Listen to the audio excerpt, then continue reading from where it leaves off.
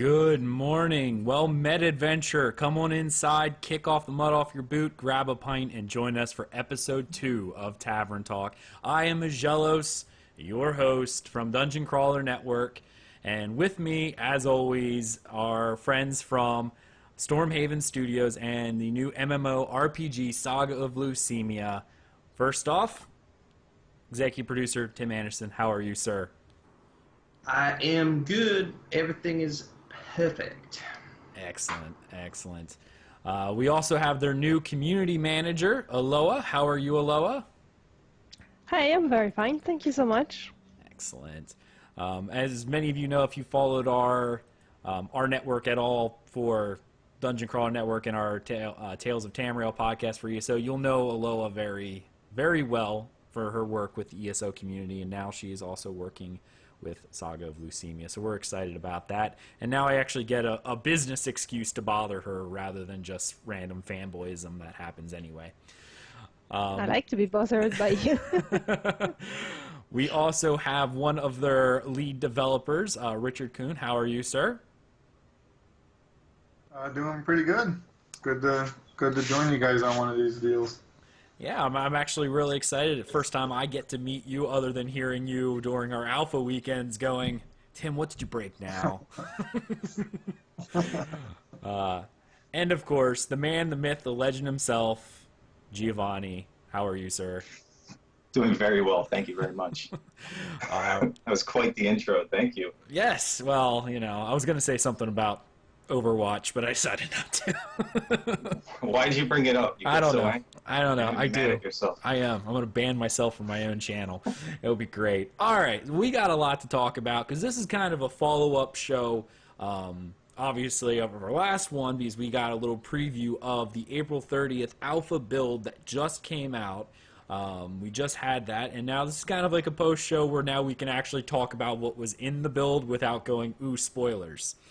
So first off, I'd like to hear from everyone here, kind of what you guys, very briefly, what you thought of the build, how you thought it went on a very upper level, and we'll dig into it later in the show. I just want to hear from you guys. Tim, why don't you go ahead and go first, and then we'll, Elloa, Giovanni, Sure. Richard.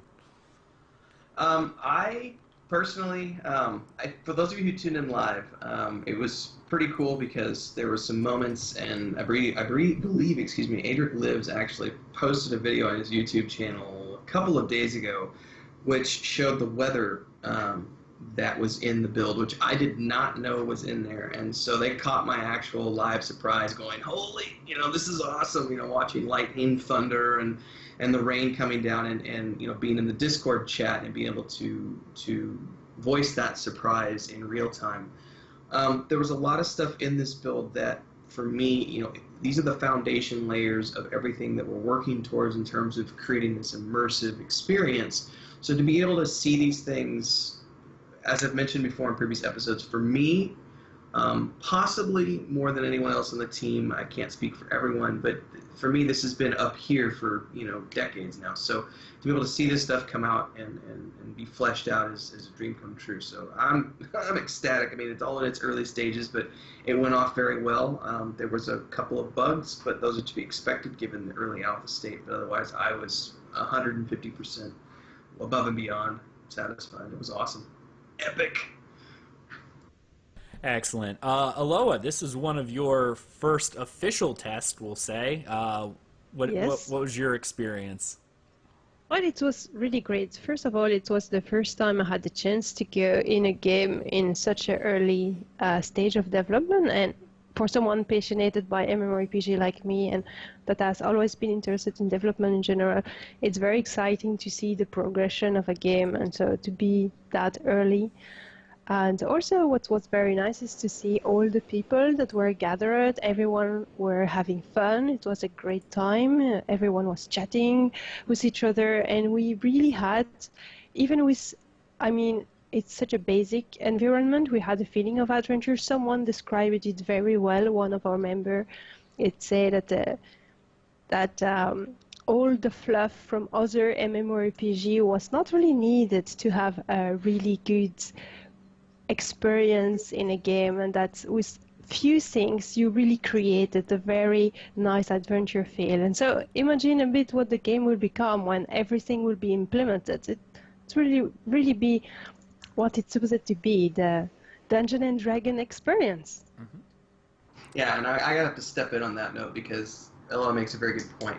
When you strip away all of the fluff, and we've talked about this being one of our focal points since the beginning, emergent gameplay, which is gameplay that is determined and created by the players. You don't need features to have a rich, community-based, fun environment. So it's a very good note. Absolutely. Giovanni, sir, how about you? The test was awesome. It was a test that I don't think the internal team had spent much time with the build before that. You can tell by that video with the weather. Tim and I were absolutely shocked. We were all just having like a little pilgrimage. We were letting some of the newer community members lead us around. They, you know, I'm not sure if we gave them any hints, but it was a lot of fun watching people take the little environmental cues, you know, where to go next, how to find their way over from one side of the map to the other. So, you know, the developers, we tried to sit back and watch what they did, and they did exactly what we wanted them to.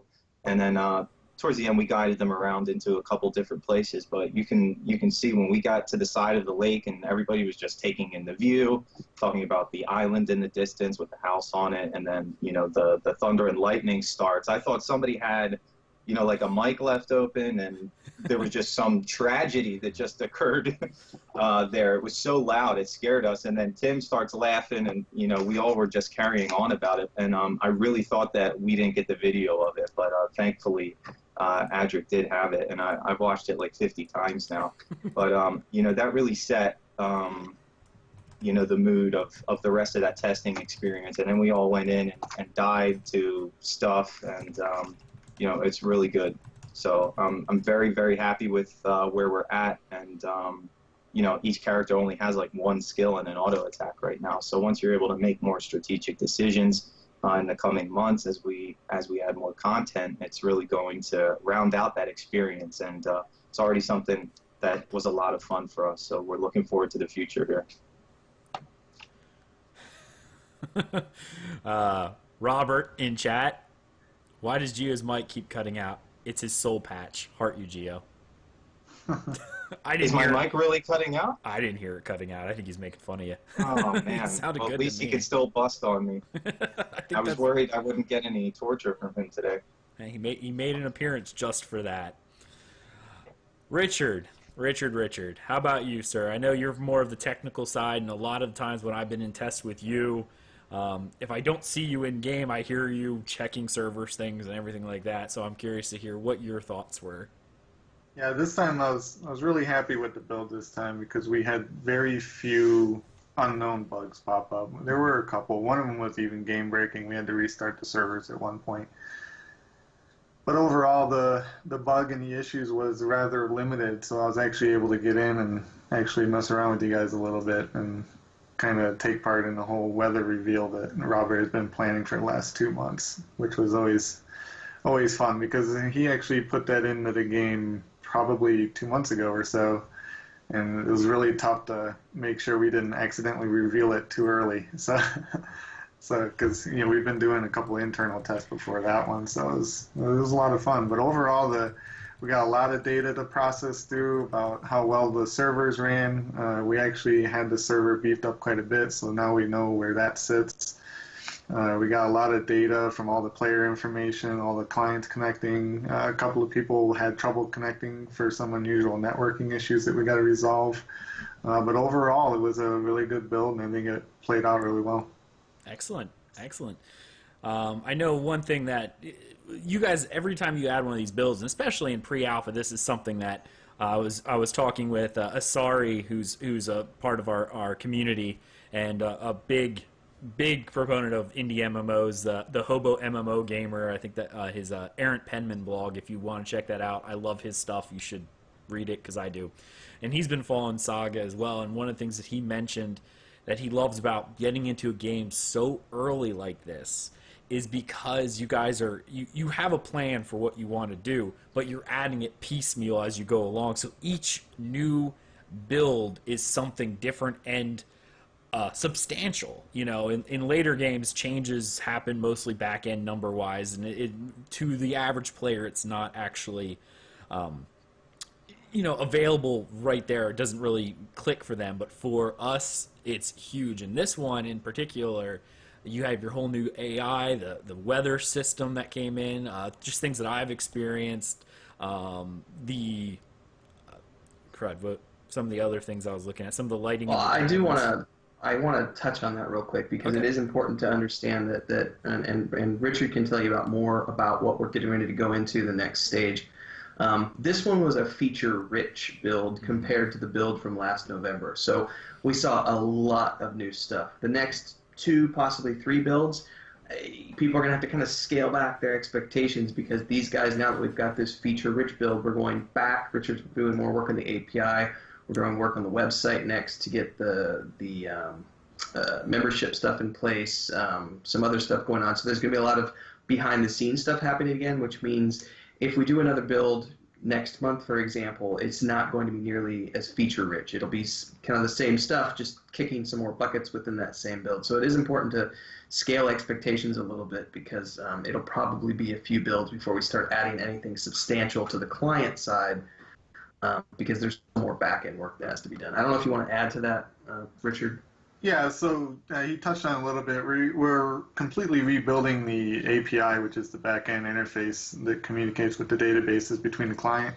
So that entire system is being rebuilt so that we're not relying on one operating system or another. It'll make it more flexible and more deployable.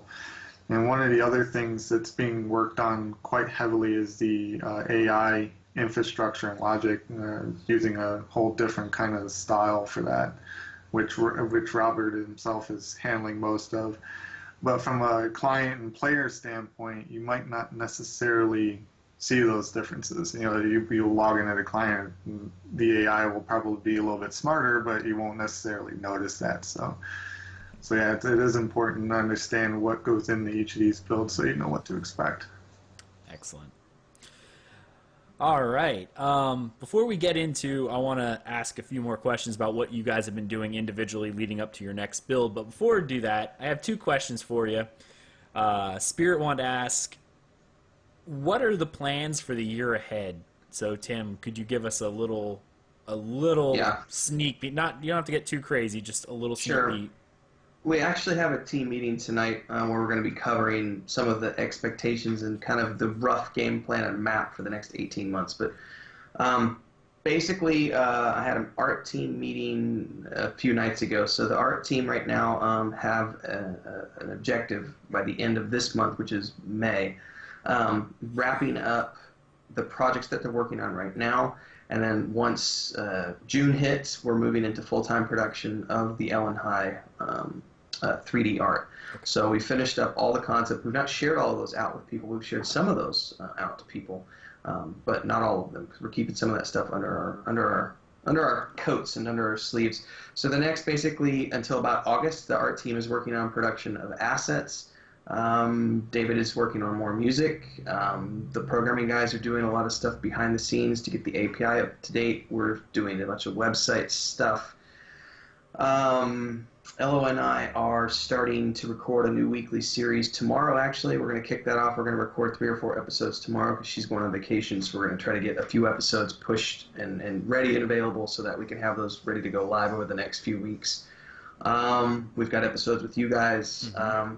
Basically, the rest of this year is just continuing to build upon the foundation layer that we have here. And then moving into next year, we're going to be getting into Dwerhe asset production and to start moving over and probably start adding zones for the live game and start to actually add content into the game. So this year, we're still not going to be doing a lot of in-game content unless things go ahead of schedule because there's still a shitload of work that has to be done from the AI, the combat, the mechanics related to all this stuff, and obviously the API stuff. So this year is still laying down a lot of the foundation layers of stuff and getting more art created and assets created. We're talking to, some of you guys might know him. He's been in our Discord channel, Charlie's. He's been doing some stuff on his own, just throwing scenes together, but we're having a chat with him about coming on the world building team, so we're going to hopefully be adding him shortly. So there's more stuff going on the world building side of things. We haven't shown anybody in a while. We've teased a couple of screenshots and a speed building run, but there's quite a few zones that have already been passed through their rough draft format, and we haven't shared those with anybody yet. So maybe by the end of this year we'll start sharing some of that stuff out. So yeah. Man, I was like, I feel cheated. Like I haven't seen these. I love the world building thing. Not the one that you did. The speed world building was like one of my favorites. I swear, probably like 90 of those views are just me. Elloa. Well, I think. At some point, I was going to say, if we can, I would love to hear from Elloa on what you guys are doing here with the video, like what the idea of it is from Elloa, since it's something she's working on. Is that cool to ask? Like, yeah, cool. Okay. It will be a surprise. Oh, You cannot know now. I can't. It will be out on the YouTube channel of Saga of Lucimia. Follow on Twitter, be attentive, so everything will be revealed in time. Standard community manager. I got to go back to Tim for this, because Tim will let stuff slip. I don't know. She's giving me the political PR answer, and I'm like, all right, PR answer. All right, it's a surprise. Okay. We know that you're working on a new video series. That's awesome. She won't give me anything. I'll have to talk to Tim. We're so open about everything all the time. It's really hard for Tim to reel back and say, oh, we shouldn't really talk to everyone about that yet. Which is why Robert and Richard kept the lightning and thunder for me, because if not, I would have somehow managed to like leak that information somehow. Yeah, absolutely. We can trust our own producer. What the hell, seriously? All right. Man. And the trolls are out in force this episode. No, I'm just kidding. This is actually a funny troll. I'm going to try to pronounce this. Ramug Seeker. Did Tim steal his chair from an airplane or something? Because it looks massive. No, I bought this at. Did I get it at Costco? I can't remember if I got it at Costco or there's a local store here called Coppel in Mexico, which is like Sears. It's just a big captain's chair, yeah. But it's a disc chair. Nice. Man, trolls. All right, so you guys released a few new articles and videos that I really liked. You guys have finished up your Darkness series, correct? Part 5 and Part 6 are now out. I don't know if we're going to do any more on those, but yeah, for now it's finished. Okay, all right.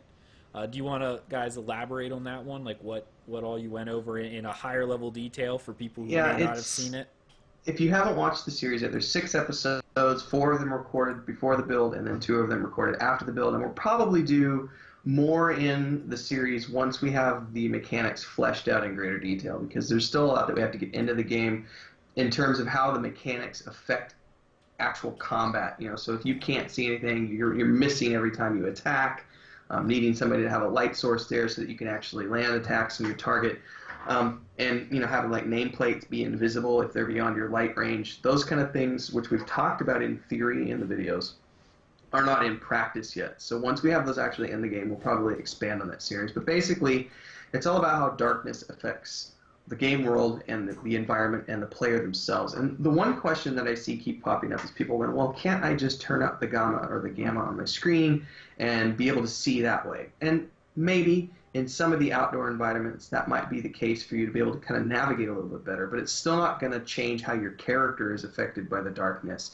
And in some cases, like a dungeon setting where it's pitch black because there is no light source, if you don't have any light source, it's going to be pitch black no matter how high or how low or however you adjust your gamma setting. It's always going to be pitch black. So that will be a limited, way to get around the mechanic.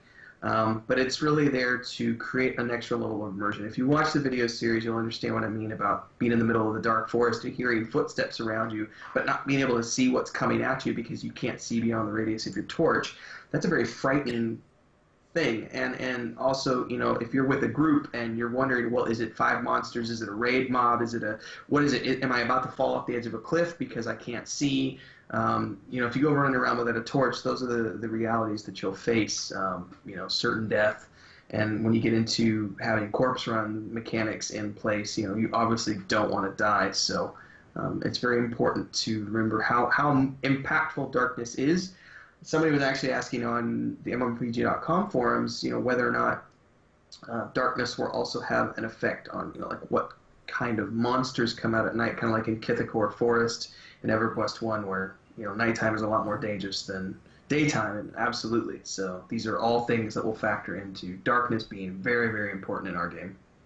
It's also very fun to see Tim getting lost in all his video, in his own game. Well, Tim, it took officially about 19 minutes for people to realize you shaved. Wow, yeah. Chat room is going nuts, like, oh my goodness, it's gone. Me either. I've been staring at you for half an hour, and it just didn't click. I made it 4 months. And my wife actually did not want me to shave. She was quite upset after I shaved. I've been told that I need to grow it out again, but it was 40 degrees Fahrenheit here the other day, Celsius, which is like 100 and way too hot. It was really hot, and like 85% humidity. And I had 2 hotels that I had to do there with 2 photo shoots. And it was brutal, just way too hot. So I was like, you know what, I'm tired. And I just got home and impulse shaved. So yeah, it'll probably grow out again because my wife liked it. So I tend to do what she says. As a wise man should. All right, guys, let's go ahead and let's talk a little bit more in depth about the April 30th build. I'd like to hear more in depth from everyone on what your role was with the build and kind of what you were working on. Elloa, I'm going to let you go first because I know you joined the team right around that time, so I'd like to hear kind of what you've been doing this past couple weeks, if you would share anything that you can share, of course. Yes, of course. Well, first of all, I had to watch a lot of video, read a lot of articles, and to, start to get into the game and to start to have the knowledge. And there is quite a lot of documentation, so I'm not done yet. I've tried to go there and there, watch a bit of Mastery, watch the Darkness series, read some old articles to dig in. The only thing I've not started yet is the lore. I keep that for last. Because that will give all the flavor of the game. So basically what I've mostly done is to get into the forum, trying to welcome the new member with a little welcoming presentation, keep myself up to date on Twitter, Facebook, MMORPG.com, Reddit, all that kind of stuff. I try to harass the lone rem from Anuk.com to add Saga of Lucimia on Anuk as well. I try to get started with all that stuff. And I'm also working on a video that will summarize the whole game, gather all information. This is quite some work to do because I think it's very important to have one video that any new player can, or any person that do not know anything about Saga Lucimia, it has just one video to watch and you will have all the major information you want to see. And then if you want to dig more deeply, you can watch other stuff, of course. And then there's also the surprise video series that we will start to work on tomorrow. No hints whatsoever, Elloa. I'm hurt. Nice. Sorry. Giovanni, sir, what about you? What about me? What? What have you been? To Tim. Well, see, that's a problem. He distracts everybody. It was my fault, actually. We were talking about the lore behind the scenes. Never mind. Well, see, there you go. What have you been working on? What has been your primary focus with getting up, especially with getting up to this April 30th build? Okay. Well, leading up to the previous build, really the stuff that I'm working on now is still for stuff in the future. So Robert and I have these little spats and we go back and forth, and he wants to know how things are supposed to work, and we go over the design, and then he gives his input very frankly, and then he tells me I'm an awful person, and then we go back and then we work on something else. And that's just a joke because Robert really busts my stones and no one else will, and I like people who talk harshly to me. I think that's funny. But really what we're working on is like the character creation behind the scenes, those types of processes, how that's supposed to flow, what kind of screens that we have, and questions about the mastery system. Previous to to the 30th build, we had gone over passives for stats, which we had ideas for, but hadn't really put into practice. So that's where we ended up getting the stat window, where it's displaying, you know, which stats the character has. Behind the scenes, there are some, you know, things that Robert has done that affect the way that you work, even in this early of a build. So, you know, really, I spent like the first year and a half of our production here where we were waiting for coders to really come on and to help us get started with a lot of our things. So, you know, a lot of what we're still working on right now is what I've done previous, but, you know, we're still working way into the future. I have so much stuff out there that we haven't even touched yet. So we just really keep going over that, and when Robert's ready, piece by piece, he comes to me and says, hey, we're ready to start talking about this, and then we go and have those conversations.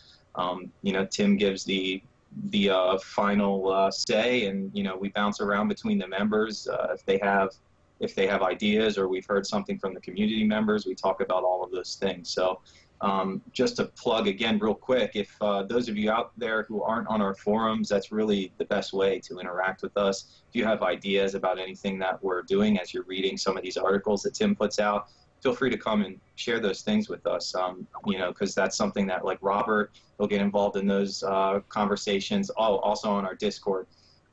You know, we can get you links for that. We've put out links for that, but, you know, please come reach out to us, and we're talking there every day, having little conversations. There's a lot of really good stuff that goes on in our Discord community. Nice. And I'll make sure Elloa gets me another. I put a Discord one at the bottom so you guys can join, and I'll make sure it's in the notes for this show. So if you're watching this on YouTube, it'll be on the bottom in the description. Yeah, because we do a lot of stuff there. Like Elloa just posted, I think yesterday or the day before, a transcript from April 28th, which I did a just impromptu Q&A session mid-morning my time, answered, I don't know, 20, 30 questions from the community. One or two of us, sometimes more, are always in that channel hanging out and available to answer questions. So it's really, that's the first line of reaching out to us, and the second is the forums. So yeah.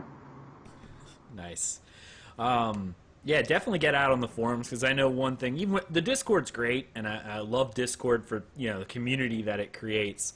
But I know probably as developers, one of the things, if you have a really good idea that you want to discuss, I know people contact me on our Dungeon Crawl Network Discord, and I lose it. Write it on the forum so they can reference it. There's also the reality that, for example, the other day we had a back and forth with somebody on Twitter about, he was very passionate about death and corpse runs. And eventually that conversation led to, you know, let's take it to the forums, because there's only so much we can do with a 140 character limit. So if you're really passionate about something and you really want to give us feedback about it, positive or negative, take it to the forums, because if you do it in Discord, we're going to lose it. You put it up on Twitter, we're not going to get the full intent. And if you come to us on Facebook and leave a ranty, you know, 2-paragraph, you know, not everyone on the team, I'm really the only one, Giovanni and Elloa are the only ones who check social media.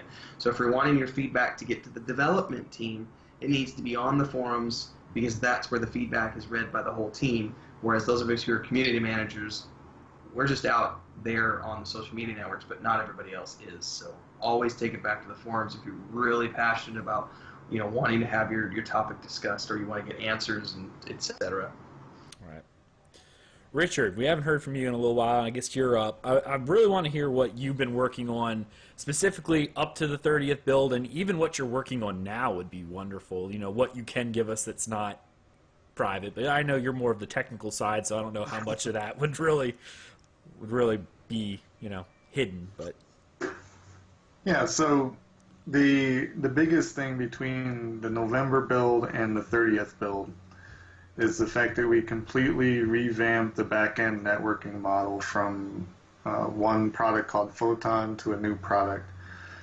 It works. It's much easier to work with. It's much easier to manage. It pretty much runs itself. It does take a little more CPU utilization, but overall, it's going to make for a better experience around for everybody. So that's really been the core of it. So me and Robert have been working on doing that since November, which pretty much was almost a complete rewrite of the game from the ground up, and that's why it took so long. And then as we were going through that, we were throwing in some of the some of the pieces that we weren't even sure were going to make it in, such as combat. There was always question if we were even going to be able to have combat by April 30th, but for those who got to play knew that there was. And then other things, and like the weather and some of the mob AI and things like that. So a lot of that has been completely redesigned. And then again, with this new model, we had to integrate an actual database scheme. And to do that properly, we had to integrate an API layer for it, which is where my focus tends to be, because that's what I do as my full-time job as well. As I specialize in API development. So we built this whole API system using Windows-based technologies, and that's the one that was used for this April 30th build. But while we were doing that, there are some limitations to using Microsoft Windows technology that we kept running into. So we decided that after this build, we are actually going to redesign that whole thing again into a more OS agnostic framework under the Python language, so that we can deploy it pretty much anywhere we want and run it anywhere we want, as well as changing the database structure from a SQL-based database setup to a more NoSQL database setup using document styles. And for any of you techies that may be watching, you'll fully understand what I'm talking about, but probably most people won't. So I come from a tech background, so I love this stuff. So okay, so for those of you that are more techy, we are switching it from we were using just the Microsoft SQL Server, and we're switching it to a NoSQL MongoDB backend instead, which should make the API far more flexible and far quicker.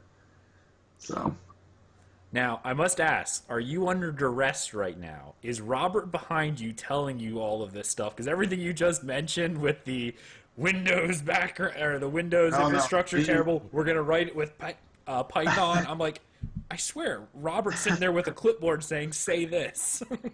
No, not at all. Me and Robert shared the same ideas about Microsoft and Windows technology, so it's very fitting. My day-to-day job is very in a Microsoft world, so it certainly has its places. But some of the problems we're running into with IIS in particular is when it tends to go idle, and then some people would have trouble logging in, and it always turned out to be just slow responses from an IIS server. So, nice. So that's one of the main reasons why we're switching to it. Very cool. I just had to give you a hard time and give a shot for Robert, because I'm like, I swear, Robert wrote this for him. So that's cool. Excellent. Yeah. Tim. Yeah, we're in the same boat when it comes to that stuff. So nice. Awesome. Well, anytime you want to talk tech, I just say go crazy. I love that stuff. I know one of our first interviews, I was just like staring in awe when Robert was talking, because I love that kind of stuff. My background's mostly VMware, Citrix, and that kind of stuff for systems administration, but still trying to teach myself programming. Right. Tim, I saved you for last because we all know that you can talk. There we go. So I kind of want to hear from you, especially what you've been working on up to the 30th build, what the 30th build meant and is meant for Saga of Lucimia and Stormhaven, and what you're willing to talk about, what you're working on currently. Okay, yeah.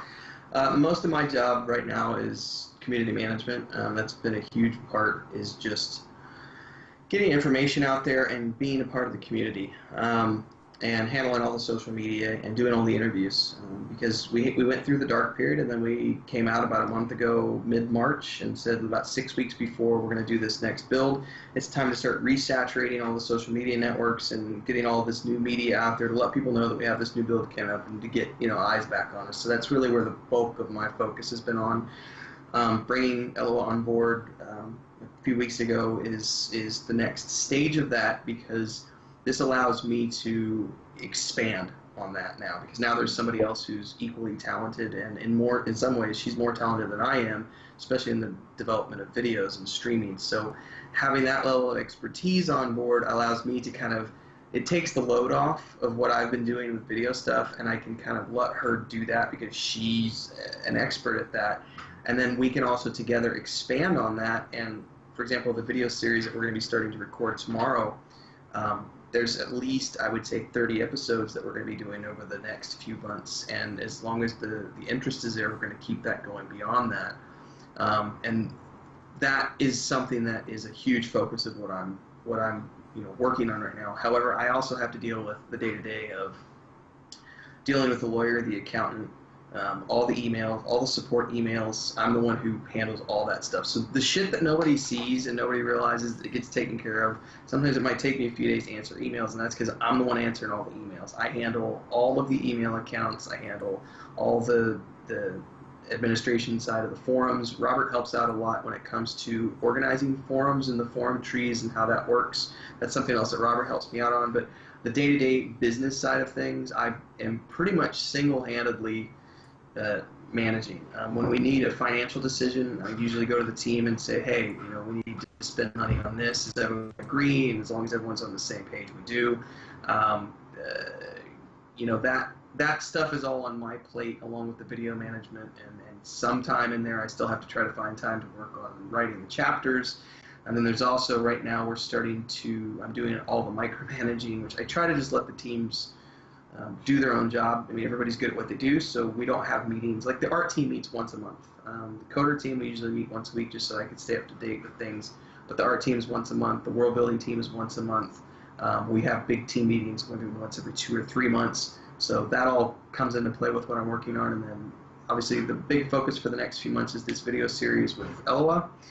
And also, working mostly, Richard is taking care of the bulk of this, but getting our website changes taken care of. So like the other day I spent about 8 hours and I revamped the website with all new photos, all new screenshots, and new videos.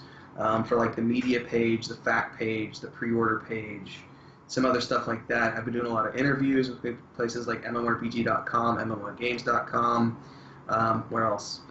MMOs.com.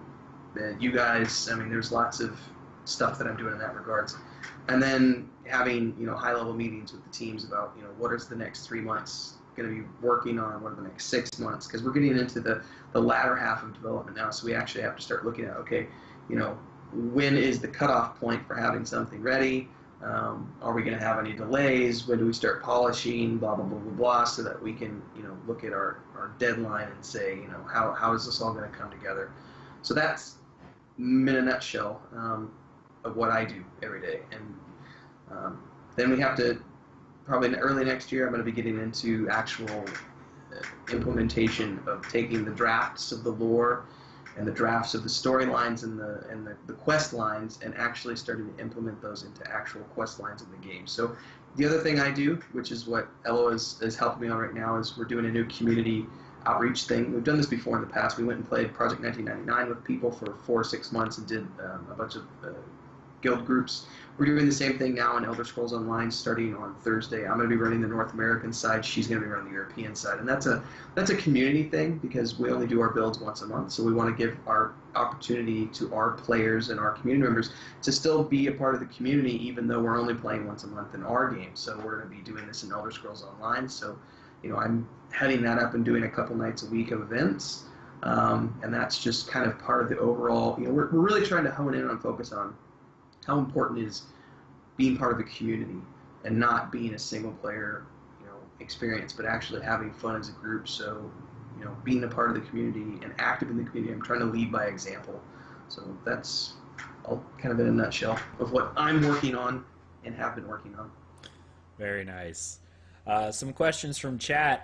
Aaron Victoria says, as the game is mostly going to be first person, will there be a person's hands visible a la Skyrim ESO? I would like there to be. We've had lots of discussions about this. It's not finalized yet, but I believe the plan is for this to be yes. Mm-hmm. You can see your bow when you shoot. You can see your staff when you hit. And it's an interesting note that was brought up because I was actually thinking about this morning as I was playing some ESO earlier today, and something I really liked was I was doing a early quest line. I just started a Wood Elf, and there was a point where I was infiltrating this cult, and I had to like, somebody asked me a riddle, and I had to point at some items on a table and pick which one was the answer to the riddle. And what I really liked was, like, as I walked up to the table, my character actually, you see your arm come out and you point at the item, and I was like, that's a little thing that adds a lot of immersion. So I'd like to say that those little things, we can do that, but it also depends on the art team. So tentatively, yes. And right now in our build, the camera is not in the position that it's supposed to be. You'll notice that you could look down, like, through your character. So I believe that that'll probably happen by default to be, like, you're more in, like, the high chest area from the camera on first-person games. So, it's still something that's being worked on and will be in eventually. Okay. All right. I know these, no question, I know these character models are placeholder. Are you guys going to follow similar art style to what the model is now? I know you guys are going more of a realistic versus super high fantasy, at least with the humans. Is that still something that you're planning on? Yes. Okay. High fantasy, realistic. We're not doing... Joe has had a mandate in concept art. He's okay to be experimenting, him and Emma. But in terms of development, you'll never see massive spikes coming out of shoulder blades and, like, this heavily stylized stuff. It's going to be very realistic, chainmail, leather, plate mail. So, okay, medieval. Think medieval, realistic medieval stuff, and that's what we're going to be working with. Now, does that also apply when you start getting towards the little bit more fantasy, like with the Dwyrhe and... no, you're going to see weapons with runes and glowing runes and spell effects on them, chest plates that might have a glowing symbol and things of this nature. But for the most part, it's going to be pretty heavily realistic. And the Dwyrhe mold rocks. They told Go ahead. Go ahead, Elloa. They mold rocks and stuff, and gems. No, you still there, Elloa? I didn't know if you had something to say. I just wanted to interrupt Giovanni, especially for saying some silliness. Oh. Say, so sad. No chainmail bikini. No chainmail bikini. Right. Well, I mean, a lot of people come in under fire right now for the highly sexualized characters in MMOs. I know there's like a kind of like a little bit of a resistance going on out there in the internet to properly display women. Especially in video games, those are high-profile discussions that are being had out there. And something that Tim and I have both agreed on is that there's not going to be ridiculous, armor. There's not going to be the female tank running around with no clothes on, and what Elloa said, the chainmail bikini, or that's not going to be happening. If she's in full plate, we're not going to have like her midriff showing for no reason. If somebody is lightly clothed, it'll be for a lore reason, or that's like what their culture is like. So something like that. I'd say a good example is to look at Brienne of Tarth in Game of Thrones. I mean, she's a big, ugly bitch, and her armor makes her more so, not the woman, the character. The woman she's great, but that character is meant to be that way for a specific reason. And when she's in plate mail, it's a big, huge tank. It doesn't matter if it's male or female, so we're really trying to make sure that we provide realism, because chainmail bikinis look sexy, but they don't provide, any sort of protection. Maybe in the cash shop you can buy. Yeah, in our cash shop. Of course. Nice. And it give a little bonus on the statistic as well, And sexy underwear gives you a bonus. Obviously, yeah. You got town clothes. You have to PvP though. You have to PvP to gain access to the cash shop. So right. Yeah, I'll start coding that in right now. All of that was sarcasm if you didn't get that. I know one thing that I've been looking forward to, and I'm curious if I can get an update on that, is your pledge system. If for those who want to pledge to the game, to upgrade your pledges. Is there still work on a nice easy GUI so I can part with my money without doing much work? When Richard gets back from vacation, that's on the next agenda. All right. Cool. Yeah, we're going to be doing some back-end work on the whole pledging system and all different kinds of things. I got to sit down with Tim and scope everything out properly. And it's going to take a little bit because we got to make sure it's working properly before we explode, especially since money's involved. We never want to go down rabbit hole. So yeah, it has to be properly tested. So it's probably still a couple months out, but yeah, we'll definitely be working on that shortly. Sure. Yeah, Yeah, we're hoping by the end of the summer. okay. I know anytime you're dealing with any kind of e-commerce and things of that nature, there's regulations to deal with, PCI, especially if you're doing credit card transactions. You got PCI here in the States that you have to, yeah, there's a lot with regulations. So it's not, well, the not nice thing about using a third-party solution like PayPal is that that kind of stuff is all handled by them. So we never touch any sort of personal information from the client. It keeps us completely protected from an LLC standpoint because all that's on them. Yep. So as long as, you know, the big thing for us is the pipeline and how it all flows and make sure that it all works properly. We've had some hiccups where if people tab away from the PayPal transaction page too soon, it doesn't send a message back to our website to flag their account, so then we have to manually add it in there. And so we've got people coming to us going, hey, I just spent $40. Why didn't it work? And it's like, well, because you didn't let the page cycle. And that happens very infrequently, but these are the little things we'd like to get out of worked out of the system and make sure that that all works properly. Because when we have somebody coming in and dropping, you know, $350, $400 on us because everybody wants to upgrade their pledges, we have to make sure that it all works properly so that, you know, it's not wasting your time and our time and also money. So it's very important to get it done right. Right. Plus, it's makes it easier for me to pledge because it's easier for me to click a button and go, yeah, upgrade pledge. There we go. And it makes it easier for me to part with my money because it's so easy. Right. If I have to think about it, I have to reach out to people and be like, hey, it makes a hassle. It makes me think about, do I really want to spend the money? But if it's a simple point and click. The big thing for me is getting the referral system in place, you know, bring a friend on board. So that's definitely high priority over the next few months. Remember to mark Dungeon Crawler Network as your friend. Just saying that. All right. That's all for the questions we have right now. Last thing that we want to talk about before we end this episode of Tavern Talk is you've had a recent blog post, One Shot, One Kill, Eliminating Hit Point Bloat. And I'd like to actually hear, you know, the idea behind this, why you guys are going with this route, and how you're dealing with Hit Point Bloat. We said from a design standpoint early on that we wanted to use the Dungeons & Dragons style of hit points and armor class and combat roles because it makes it more exciting if you can actually get one-shotted by a mob. And there's a whole... I could go on for days about this. So to be concise about it is people think a lot more about their actions. They play a lot more strategically when what they're doing has an impact on them. So if I just run nilly-willy and can AoE everything down and kill it all before it can kill me, there's no strategy involved. There's no actual danger. There's no threat. There's no learning. There's nothing there. Now, if I'm a DPS, for example, and I know that I can get one-shotted, and and I mentioned this in the blog post, most DPS in the modern games have been taught, because that's the way these games have been programmed, that they can just, like Final Fantasy XIV is a good example, where it's all about your rotation and doing a maximum amount of DPS. That's what it's all about for almost every character across the board, is that rotation, having max crit and max percentages and blah, blah, blah.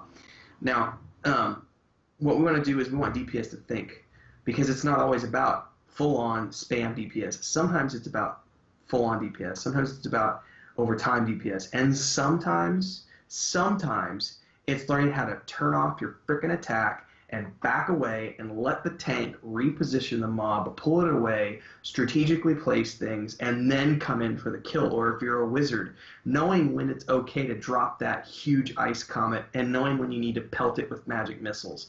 So there's a strategic element to one shot, one kill, because if you come in full bore too soon, you'll die. And if you die, you run the risk of wiping the entire group, because once the tank loses aggro, that mob is going to start ping-ponging everywhere. And some players who are good at what they do and have high, levels of skill and crowd control abilities and so on and so forth will be able to lock that mob down and recover from a major foobar situation like that.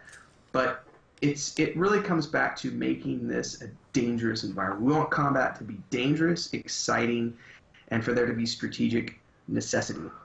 And you can't do that when you've got 75,000 hit points and you can stand there and take 35, 40 hits from a mob. So Gio wants to say something, so I'm gonna let him step in before I keep going, and then I'll come back if I need to make any more points. No, you were doing really good. I just wanted to come into that from the skill perspective. So the low HP is the platform that we're running on. Nobody will be invincible. Even the tanks, they may have double the HP of, you know, like a scholar build, you know, high intelligence, something like that. But it's still not a lot. The monsters and enemies that you're fighting will probably, you know, have a lot more than you in any situation. But what it comes down to is that all of the skills in the mastery system are based around being able to use some sort of utility to redirect enemies or to taunt enemies or to slow them down or to stun. There's like so much crowd control in little tiny bits and in really, really big bits. And Tim mentioned Final Fantasy XIV. I think the one thing that you could take away from that game that I really liked is that you know, you have these, people call them cooldowns. They're high cooldown skills that are sitting there waiting to be used in the right time.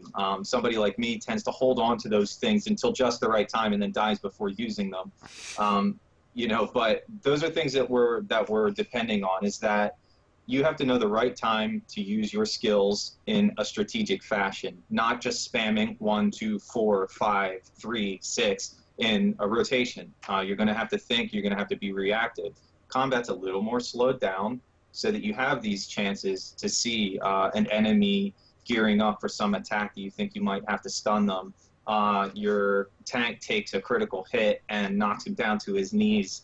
What are you going to do? The ranger has some type of, you know, taunting shot that hits somebody in the leg, makes them really mad, but they can't get to the ranger fast enough to really hit them.